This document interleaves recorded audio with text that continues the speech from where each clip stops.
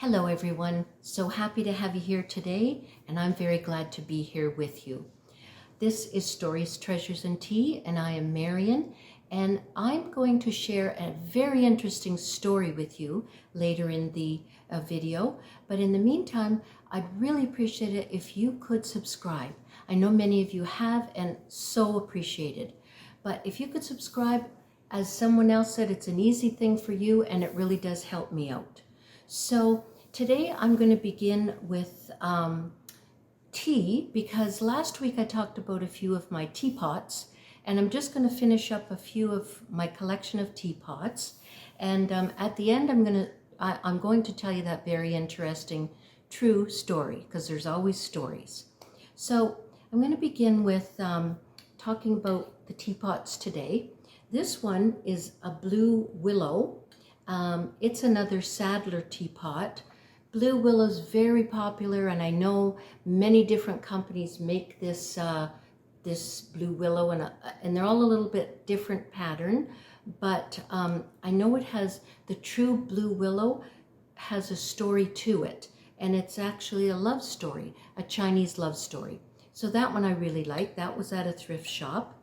Another one I like is this is probably my most valuable teapot, and this is, it's a Royal Albert, and the pattern is Val d'Or. It has the gold trim, it's plain white. You can see the gold on the bottom, if you can see that.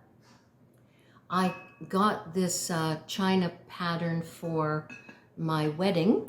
I'm sure many of you got China and crystal that you had for your wedding. Share that with me if you had some of that when you got married, or your showers, or even later into your marriage. I know I would get a piece of this china from my mother-in-law for Christmas every year. My husband didn't really like that, but I did. Anyway, I think that teapot is probably worth $150. That's probably my most valuable one.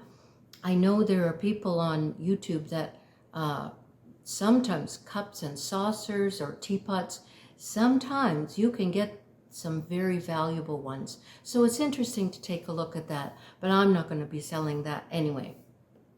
So the other one I want to look at is very formal, and you know, every proper tea table needs a silver teapot. This is silver plated, and you have to clean it. There's probably spots that need shining up because it does tarnish.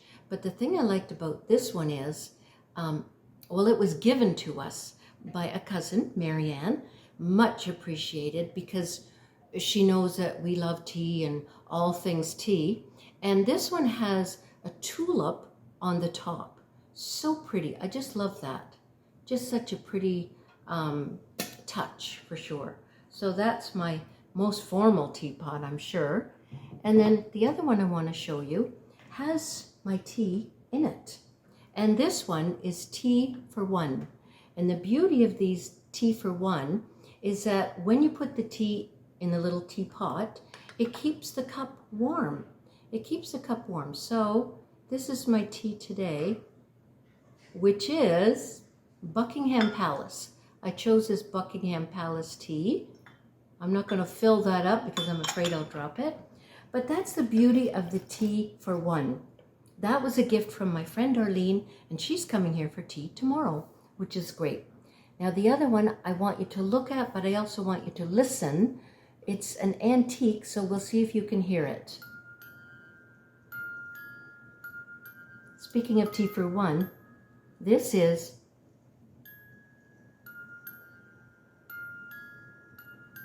see if you can figure out what that tune is.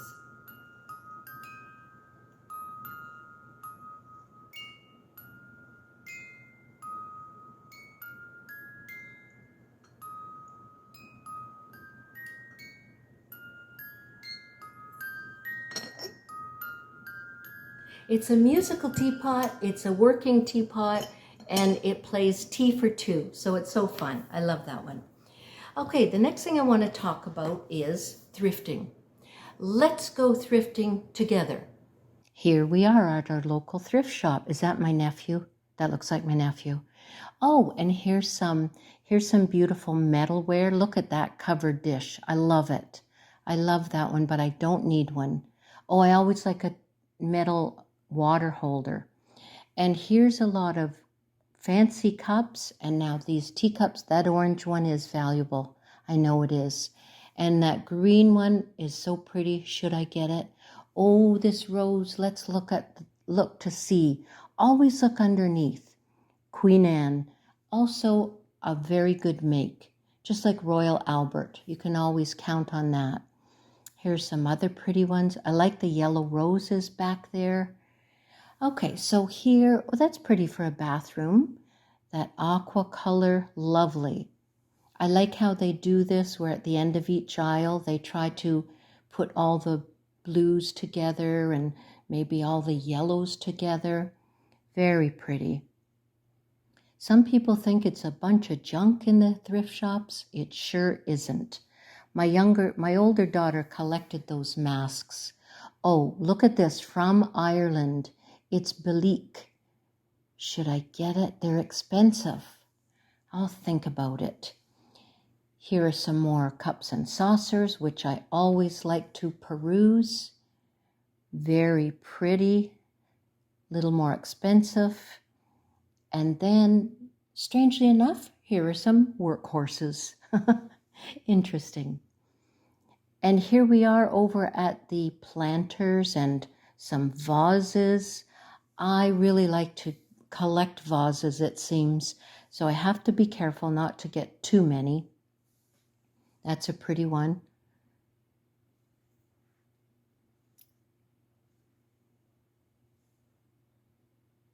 Very nice. Oh, and here we have the bold black things.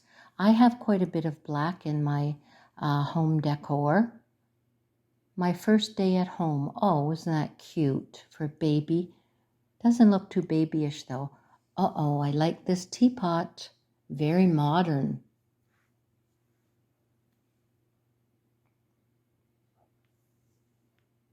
So much to see.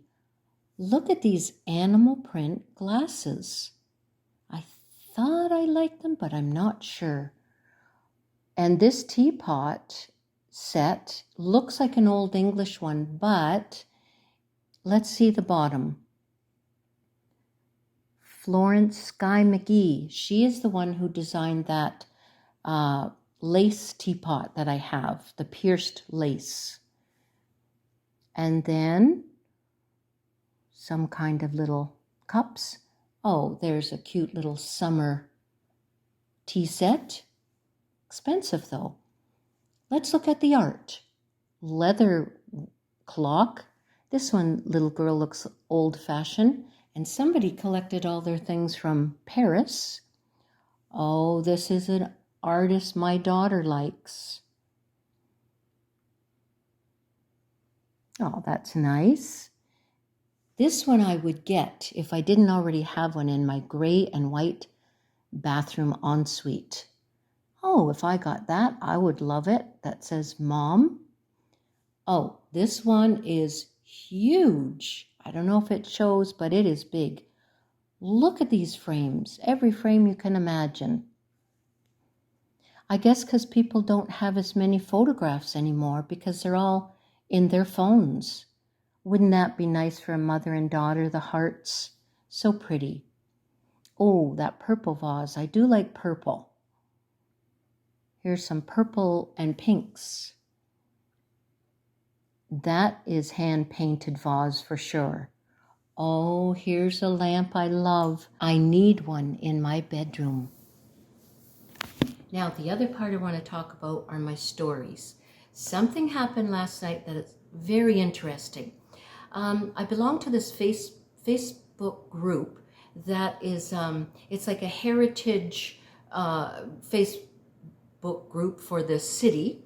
And a gentleman was looking for, because he knows the name of the city, he said he is in Holland, and he came across this item that he posted, and he's looking for the family. So I saw this last night when I was in bed.